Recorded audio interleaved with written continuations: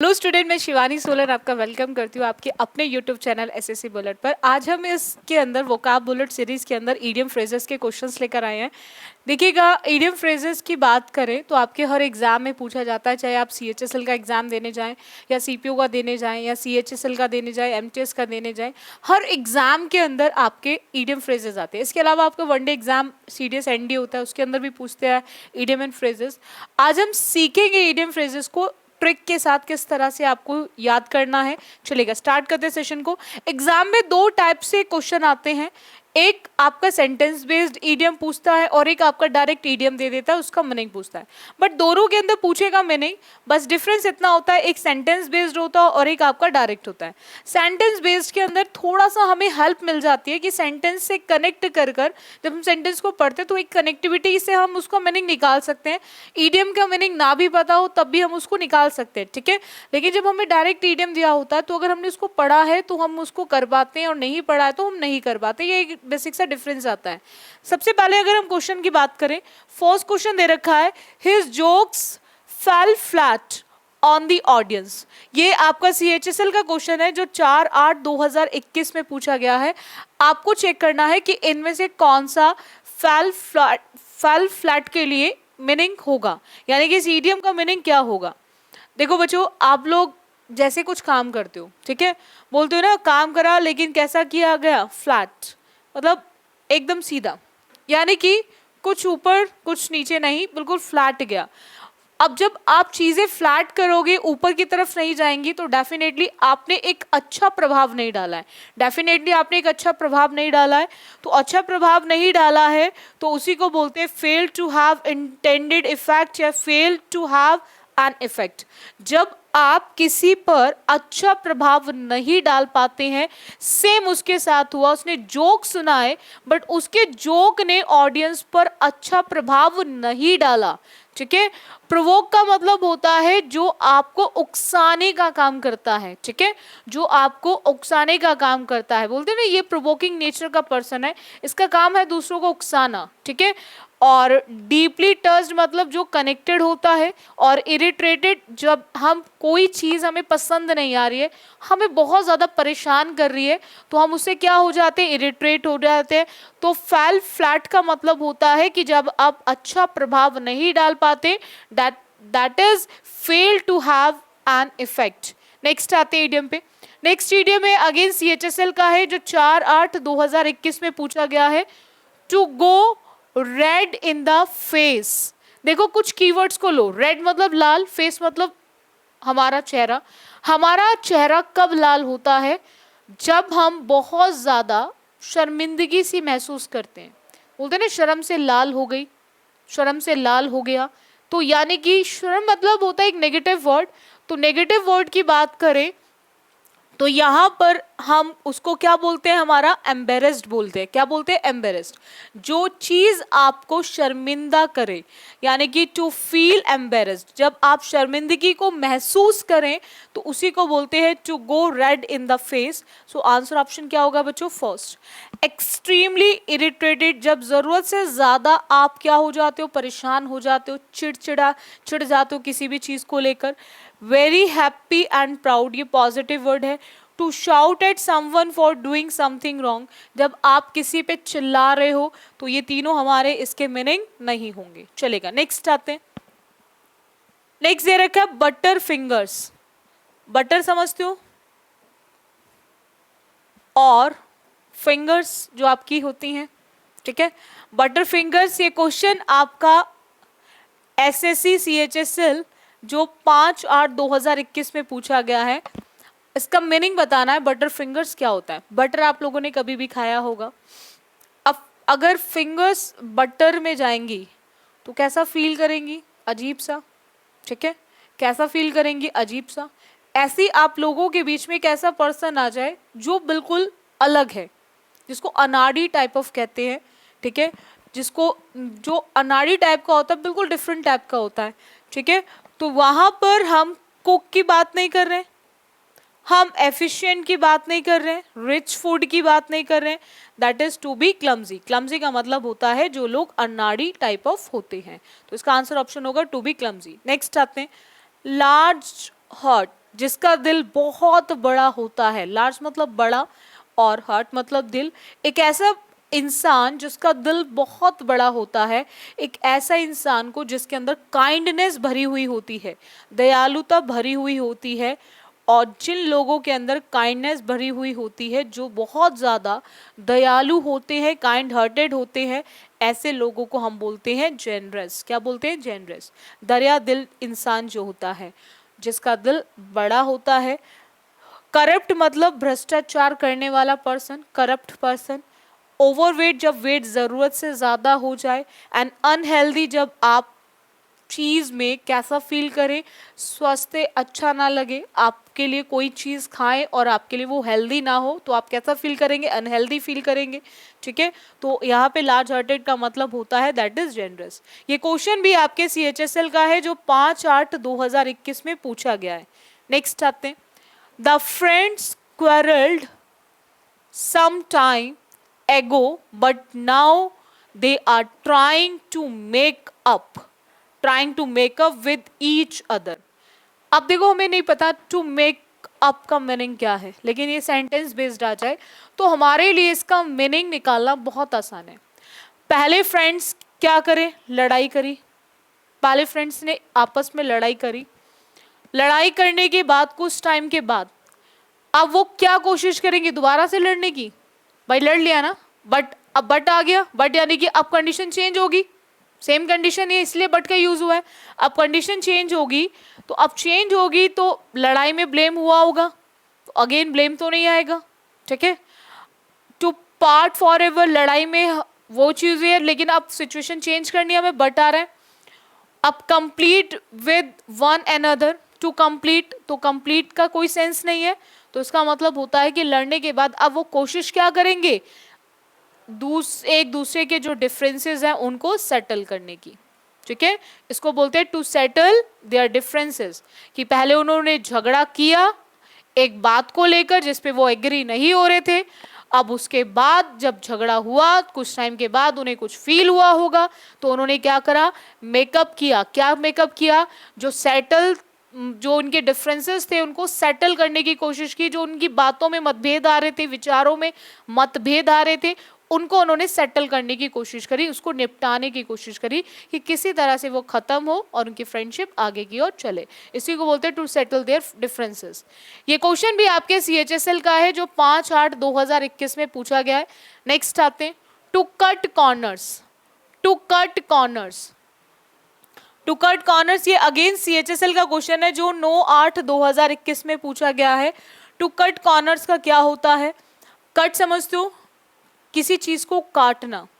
और डेफिनेटली किसको? जो कॉर्नर्स होते हैं, जब आप किसी चीज को काट रहे हो तो इट मीन्स आप able to do a job effortlessly. Job का कोई लेना देना नहीं है। कॉर्नर्स का मतलब पीसीस से नहीं है। Cut something easily without spoiling it, उसको बिना बर्बाद किए हुए आप काटने की कोशिश कर रहे हो, नहीं। इसका मतलब होता है not to do a thing well in order to save money और एफर्ट। जब आप कोई भी चीज ना कर पाए जिसमें आप अपने पैसे को भी बचाएं और अपने मनी को भी बचाएं और अपने एफर्ट्स को भी बचाएं, ताकि आपको एफर्ट्स कम लगाने पड़े, उसी को बोलते हैं टू कट कॉर्नर्स। चलेगा, नेक्स्ट आते हैं। नेक्स्ट है पॉक वंस नोज। कुछ लोगों का आदत होता है ना, प्रोवोकिंग नेचर के होते हैं, उकसाने का काम करते हैं, दूसरों को प्रोवोक करते रहते हैं, हमेशा उकसाते रहते हैं। दो लोग शांति से बैठे हुए हैं तो थोड़ा सा क्या करेंगे, उनको प्रोवोक कर देंगे। प्रोवोक मतलब उनको इस लेवल पर वो कर देंगे, उकसा देंगे कि दोनों में लड़ाइयाँ होना शुरू हो जाएंगी। ये ऐसे लोगों को ही बोलते हैं, ऐसे वो लोग होते हैं जो दूसरों के काम में हमेशा दखल अंदाजी करने का काम करते हैं। ये वही लोग होते हैं जिनको आदत होती है हर किसी के काम में दखल अंदाजी करने की। दैट इज पोक वंस नोज, यानी कि एक ऐसा पर्सन जो हर काम में क्या करता है? इंटरफेयर करता है। ठीक है, अब यहाँ पे पोक का मतलब अनहाइजेनिक थिंग्स नहीं है। टीज मतलब चिढ़ाना होता है। इरिटेट, जब कोई चिढ़ा रहा है तो डेफिनेटली आप इरिटेट तो हो ही जाएंगे। ठीक है, चिड़चिड़े तो हो ही जाएंगे। और not be careful about one's health, तो जब हाइजेनिक नहीं है तो हेल्थ का भी लेना देना नहीं होगा। ठीक है। और चिढ़ाना नहीं, इसका मतलब होता है किसी के भी काम में दखल अंदाजी करना, दैट इज इंटरफेयर, किसी भी काम में इंटरफेयर करना, ठीक है, दखल अंदाजी करना। ये भी अगेन CHSL का क्वेश्चन है जो 9/8/2021 में पूछा गया है। नेक्स्ट आते हैं, a fire in someone's valley, बोलते हैं ना उसकी वैली में क्या रहता है, हमेशा आग जलती रहती है। और जिस इंसान की बॉडी में करंट खत्म नहीं होता, बोलते हैं ना लाइफ में सक्सेसफुल होने के लिए आपकी बॉडी में करंट होना चाहिए। करंट मतलब कि आप शांति से ना बैठो, चीजों को करने की कोशिश करते हो, एक करंट बॉडी में जरूरी होता है। और अगर करंट है तो आपकी एनर्जी बनी हुई है, करंट खत्म हुआ तो कहीं ना कहीं आप बिल्कुल कैसे हो गए, lazy, sluggish, language type of हो गए, बहुत थक गए हो लाइफ में, ठीक है। तो उसी को हम लैंग्वेज बोलते हैं, उसी को हम स्लगिश बोलते हैं, उसी को लेजी बोलते हैं, लेथार्जिक बोलते हैं। तो आपको ध्यान रखना है कि फायर अगर जल रही है आपकी वैली के अंदर, इट मीन्स आपकी एनर्जी बनी हुई है। और एनर्जी बनी हुई है तो ऐसा पर्सन हमेशा कैसा रहता है, एनर्जेटिक रहता है। कैसा रहता है person, one who is energetic, जिसके अंदर एंथुसियाज्म भरा हुआ है, उत्साह भरा हुआ है। एनर्जी है तो उत्साह तो रहेगा। आपके अंदर एनर्जी है तो आपके अंदर उत्साह तो रहेगा कुछ भी करने का। और स्टूडेंट्स में तो स्पेशली होना चाहिए, स्टूडेंट्स की वैली में हमेशा फायर रहनी चाहिए, क्योंकि आपके एग्जाम को क्रैक करने के लिए आपका उत्साह कम ना हो और आपकी एनर्जी कम ना हो, ये डाउन नहीं होनी चाहिए, हमेशा बनी रहनी चाहिए। तो इसी को बोलते हैं one who is energetic and enthusiastic about something.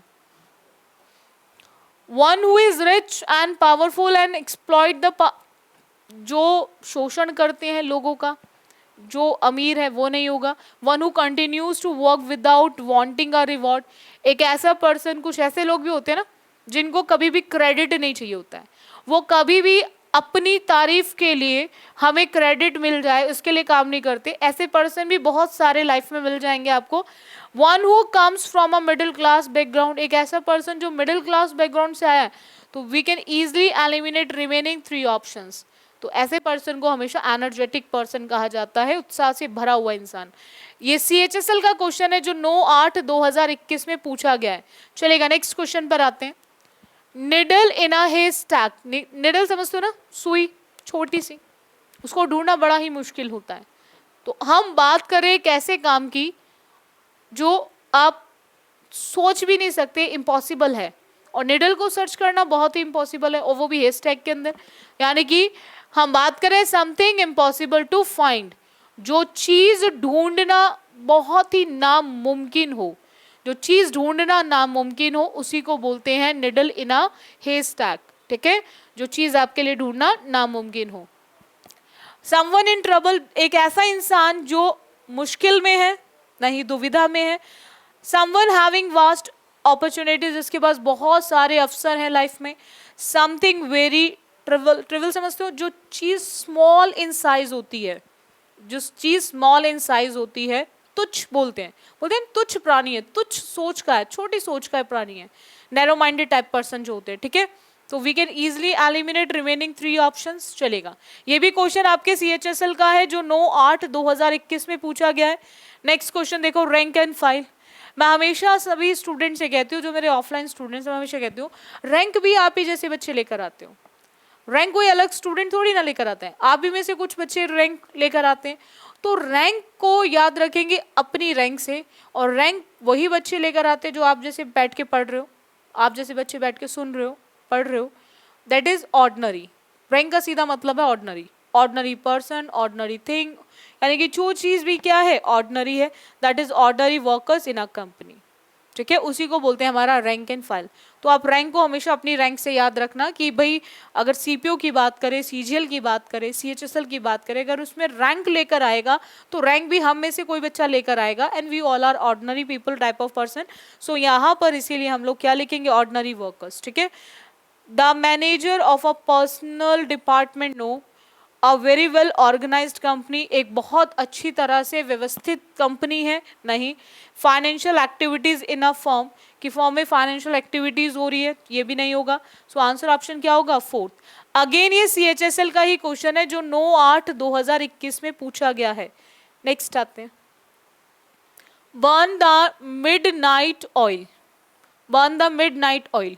ये क्वेश्चन आपके CHSL का है बच्चों, जो 10/8/2021 में पूछा गया है। 10/8/2021 में पूछा गया है। Burn the midnight oil. Burn समझते हो जलाना, और ऑयल मतलब तेल, और मिडनाइट मतलब आधी रात को।